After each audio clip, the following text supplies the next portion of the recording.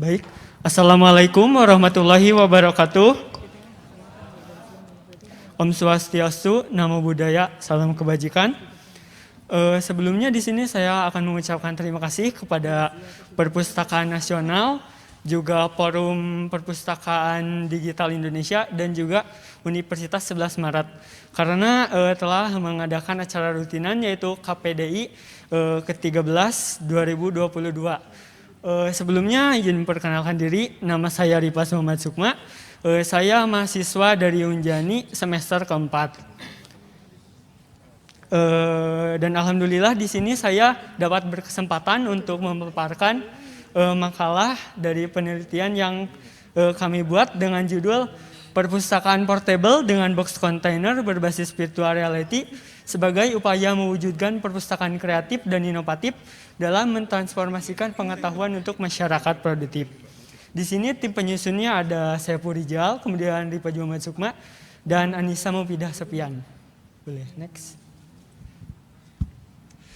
Agenda untuk hari ini yang pertama ada pendahuluan, kemudian yang kedua ada tinjauan pustaka, kemudian yang ketiga ada metode penelitian, yang keempat pembahasan, dan kelima ada kesimpulan.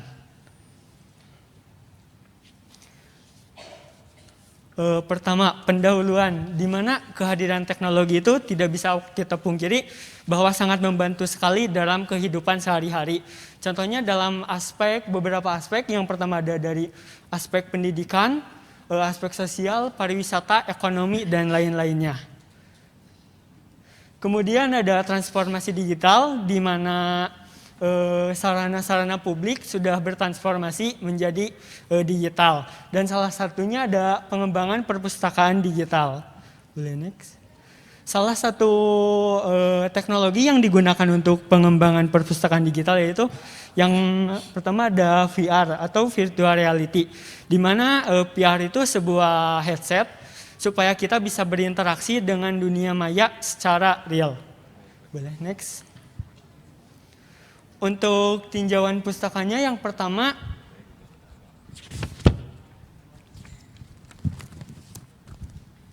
menurut Hartono 2017, kemajuan teknologi informasi saat ini membuat kemajuan dan ketepatan dalam membangun sistem perpustakaan digital menjadi kian cepat dan berkembang.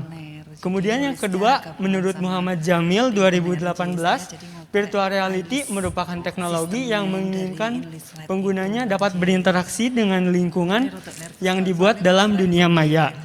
Kemudian yang ketiga, menurut Milvi dan Gristi 2011, komputasi awan adalah model yang memungkinkan akses jaringan sesuai permintaan yang nyaman untuk beberapa server, kekumpulan bersama sumber daya komputasi yang dapat dikonfigurasi.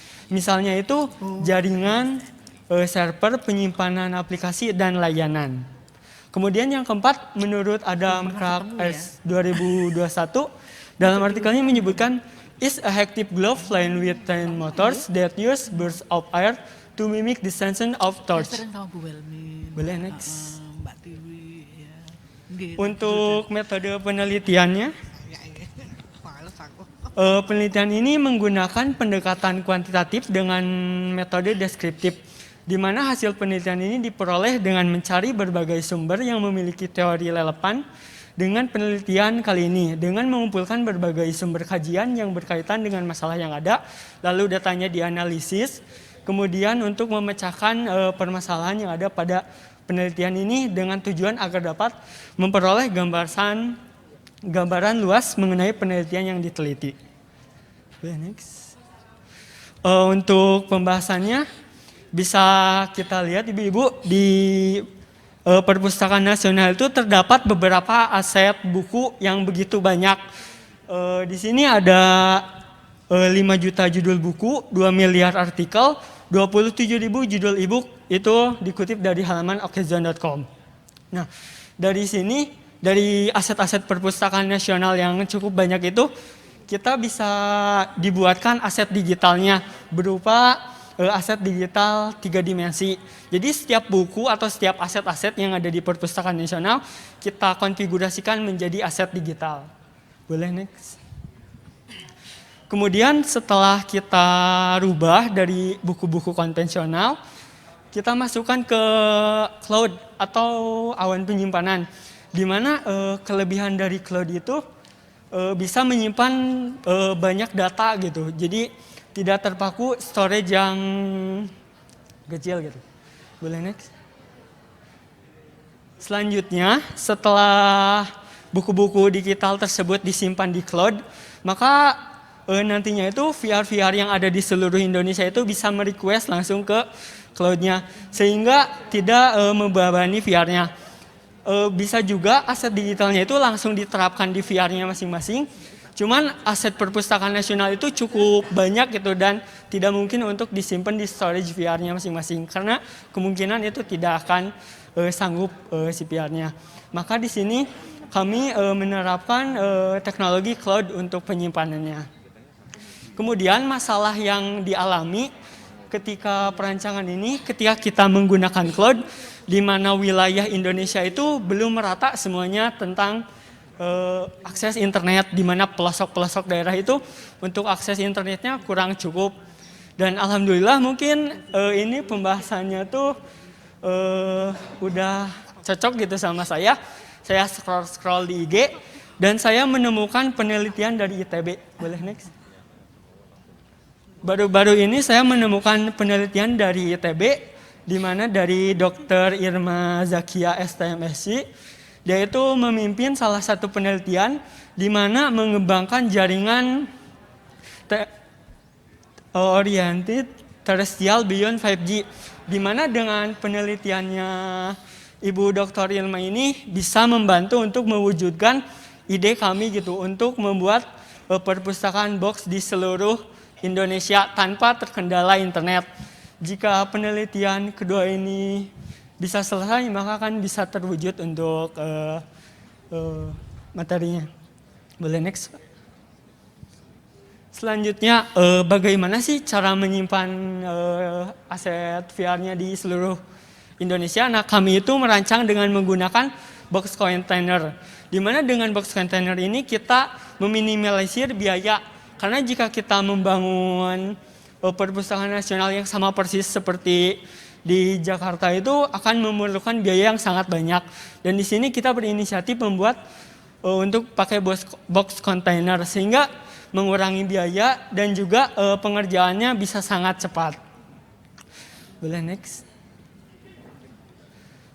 Seperti yang Ibu Bapak lihat di depan, di sini ada simulasi untuk kita ketika menggunakan VR, di mana jika kita memegang buku, maka kita akan melihat buku itu dipegang oleh tangan kita dengan menggunakan virtual reality.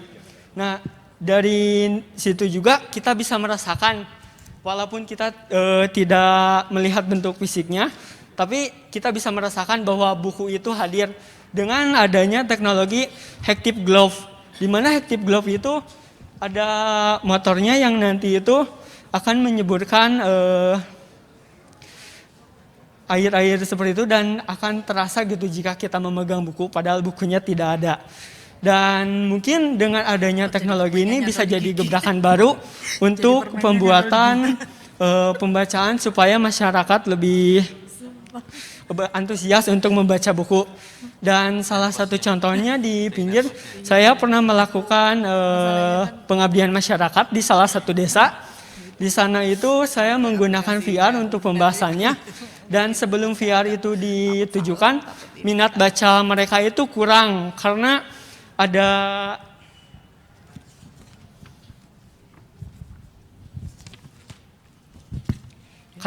dua kemungkinan gitu.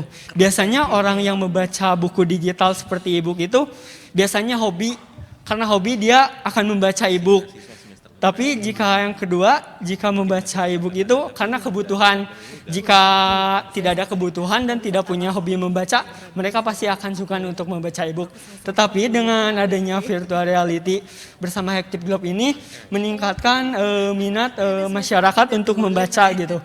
Jadi mereka tuh lebih antusias karena ini merupakan hal baru dan kayak seperti video game dan ada efek seperti nyata gitu, seperti kita memegang buku fisiknya. Boleh next, Pak? Nah, Untuk terakhir, perbedaannya dari ide yang kami dengan perpustakaan konvensional itu, yang pertama dari segi bangunan, kemudian dari segi aset bukunya. Jika kita ingin membuat perpustakaan nasional di desa-desa, kita akan membutuhkan biaya sangat banyak. Karena untuk pengadaan buku sama persis seperti di perpustakaan nasional itu memerlukan biaya yang cukup besar gitu. Boleh next Pak. Oke, untuk kesimpulannya, teknologi yang digunakan dalam konsep perpustakaan portable ini yaitu virtual reality. Di antaranya yang pertama ada cloud computing sebagai media penyimpanan aset-asetnya, kemudian ada teknologi virtual reality untuk memberikan pengalaman baru, kemudian ada sensor umpan balik untuk merasakan buku itu nyata adanya. Kemudian yang kedua box container untuk sebagai ruang baca pengunjung. Kemudian yang ketiga ada konsep perancangan perpustakaan portable dengan box container berbasis virtual reality ini harapannya dapat meningkatkan minat baca masyarakat dan menjadi inovasi baru dari perpustakaan digital yang lebih kreatif dan inovatif, serta dapat menjadi solusi atas keterbatasan bagi masyarakat yang kesulitan mendapat akses secara langsung ke perpustakaan nasional. Mungkin dari saya cukup sekian. Wassalamualaikum warahmatullahi wabarakatuh.